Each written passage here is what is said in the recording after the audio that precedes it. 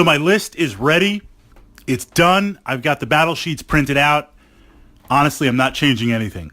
That's why we can begin to push into this vlog, this podcast, sharing with you my choices and sharing with you some of my tactical plans going into the next Battletech game. And I believe with Battletech, with any wargaming system, there's this idea of active and passive. A passive player is one that reacts to your opponent. You deploy your forces, you see what happens. They're attacking on the left side, maybe you counter. You're going to try and outflank on the right side. You're going to push up the center. You are essentially one step behind your opponent. You are passively reacting to them. An active player, and again, this is just my terminology, you'll think of your own, you'll fit in what works for you. An active player goes into the game with a plan. You've decided these are the units that I'm going to play. This is how I'm going to play them. And we're going to see how things work out. So this idea, if I select certain units and I'm going to push up to the center of the table, and then I'm going to outflank on the left and have a bunch of fast-moving hover units move up, I stick with the plan. If those hover units get stopped and blown up, we stick with the plan. You see what opportunities can develop, and you get your opponent, in theory, you get your opponent to react to what you're doing. They will always be one game turn behind. That's what I try to push forward in Warhammer 40,000, X-Wing Miniatures, Chain of Command, Wings of Glory, and of course, Battletech. So this is the mission. Now, Battletech, of course, has the added layer of, I love the narrative. There are so many amazing mechs, and in every mission, I try to do two things in every game. Well, three things, actually. The first is I take certain iconic mechs and certain iconic units that, for whatever reason, I just love playing them. I mean, I love these mechs. They have a lot of history. I like the narrative. I like how they perform on the table. Some are really amazing. Others, like the Thunderbolt. Thunderbolt is a solid mech. Okay, it has some heat issues on there, but it's got a wide spread of weapons, and it's got a lot of armor. Then there's certain mechs like the Blackjack. It's not bad, but it's kind of really a little bit of an underperformer on there. It's not even really a stripped down grasshopper. There are certainly are mechs that are better that you can pick, but in a campaign a long, long time ago, I got rocked pretty hard. The mechs that I had left were a mix of medium and light mechs, and we went on the defensive. Total fourth generation warfare there, and just the hit and run tactics with the Blackjack. Part of it was luck too, amazing dice. It cemented in my psyche, my narrative of Battletech. I love this mech. So that first tier of mechs are just going to be machines and vehicles that, for whatever reason, your player personality, you've got your own journey, you're going to play them. Then there's the second group that I pick that they're just solid. They just work. Stuff like the Grasshopper, stuff like the Battlemaster, stuff like the Stalker. These might be your favorite mechs, but even if they are not your first choices, they're solid. Catapult, a lot of mechs like that. Then I try to take a couple of mechs, not too many, because we got to balance it out, that I don't play as often, or that are quirky, or that might not show up in every single game. One, because certainly I want to enjoy all the models in my collection, but also from the point of view of, I don't know, let's take a Firestarter. Let's see what we can do, right? Let's take 3 or 4 or 5 Locusts. Let's see what we can do on there. Let's take an Urban Mech, see what we can do. Have some fun, but it's not going to hinge entirely on making or breaking the game. So within that spread and the machines that I select, and this is also true for tanks and vehicles and infantry, then we get down to the plan.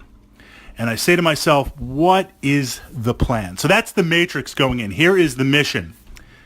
Inner Sphere, Fritz, versus clans. Early into the invasion, the clans are pushing their way through the Inner Sphere. They've just initiated their attack. There's still a lot of unknowns. We're still not really quite sure what we're fighting, but it is very much clan tech versus Inner Sphere on there. I have a deployment zone, which is my end of the table. My opponent has a deployment zone, which is their end of the gaming table. We're both going to place an objective marker. intel marker, lost tech, whatever it's going to be for the narrative. 6 inches somewhere in our deployment zone in there. Out of cover, in cover, forward, whatever you want to do. The mission is a battle point at the end of the game for every objective you have in your deployment zone. So there's 3 possibilities. I run in and steal my opponent's objective and run back to my deployment zone. I have 2 points. I win. They steal my objective. I steal their objective. It's a tie. Or we steal neither objectives on there. It's a tie. Or they steal my objective, pick it up, and run back to their base, and they win. So kind of a modified, dynamic capture the flag. I have 12K battle value. 12K for clans is not a lot. I've been playing a lot of clans, and that's some battle armor, some elementals, and a couple of mechs. 12K does not get you very far. 12K Inner Sphere gets a lot of tech, gets a lot of toys on there. So this is the list, and this is the plan.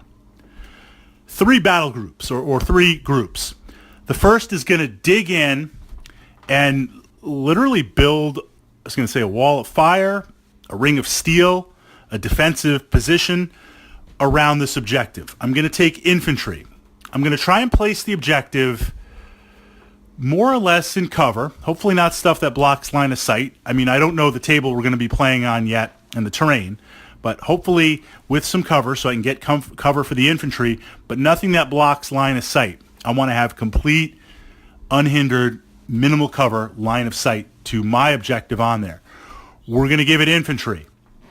We're going to take 2 Shrek PPC carriers on there. That's 6 PPCs. They're going to be off to the sides a little bit on there. We're going to take 2 strikers, striker combat vehicles. Essentially it's a heavily armored missile launcher. It has LRM and SRM capabilities. So that means on the way in, I'm going to be pumping out some LRMs. And when they get close to the objective, I'm going to switch to SRMs. That battle group is just going to sit there and hold tight. I want the infantry close enough, possibly even in the hex, because you have to spend a turn picking it up. You have to run in, pause on the hex or next to it, pick up the object, run away. I might do some swarm attacks. We don't know, but that's the group right there. Second group is going to be my pipe hitters, my heavy mechs. We're doing the T-bow. We're doing the Stalker. We're doing the Longbow on there. We're doing the Battlemaster. That group is going to push forward and look to hold the center of the table. Even with all that battle value, I don't think I'm going to last very long against the clans. I need to push to the center of the table because with my PPCs and LRMs on those mechs, that's the only way I'm going to draw range to the clans. To have them hanging back in my deployment zone, the clans will slowly whittle them down with superior LRM and superior PPC range. And they don't have to destroy every mech. They just have to cripple me enough. Or they have to get a couple of lucky hits on there. So one of the things I found in playing Inner Sphere, you need to be mad decisive. You need to push it up there. I'm going to push that up the center of the table. Longbow is going to do indirect fire on the way in. Longbow is going to switch to direct fire. We're going to be very, very, very aggressive. I'm going to try and get up there. The clans will probably backpedal. They'll want to run and gun. They'll want to stay at their superior range. Good. If I can secure that center of the table, that's going to at least keep them away from my base on there. Now, I'm going to be active. If there's an opportunity or a breakthrough where I can push one of those heavy mechs forward and try to make a play for the objective, I will. If the momentum is there and the clans keep on backing me up and they force me to advance, I will. But I'm under no illusion, despite being heavy and assault mechs, how many turns am I going to last? 4, 5. It's going to take a lot of heat on there. That much I know from playing against the clans and playing the clans. Third battle group. Got a little bit of play here with 2 hover tanks. Spacing on the names right now. The Glaive? I have to look up in my battle sheet here. But 2 medium, fast hover tanks. A Valkyrie and a Wasp on there. The Valk has got some LRM capability. The hover tank's got an LRM 10. Then they switch to the short-range missiles. Essentially, turn one, we're in our deployment zone. Turn one, we're going to move all the way to the left side of the table. Turn two, we're going to move up that left far side of the table. Turn three, we're going to cut across the table. Maybe turn four in there too. We're going to take the long scenic route to try and grab that objective. We're going to keep on moving. I'm not going to be able to stop. The reason why I went with the light mechs and with the hovers, I was thinking about medium mechs, but I just think I'm going to be facing a lot in the base for the clans.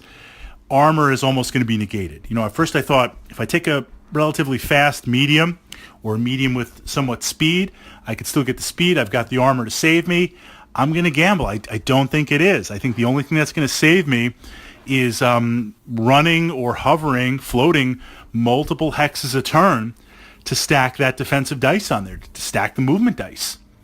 And hopefully some range, but eventually the range is going to be negated because they're going to be sitting on that objective as much as I am.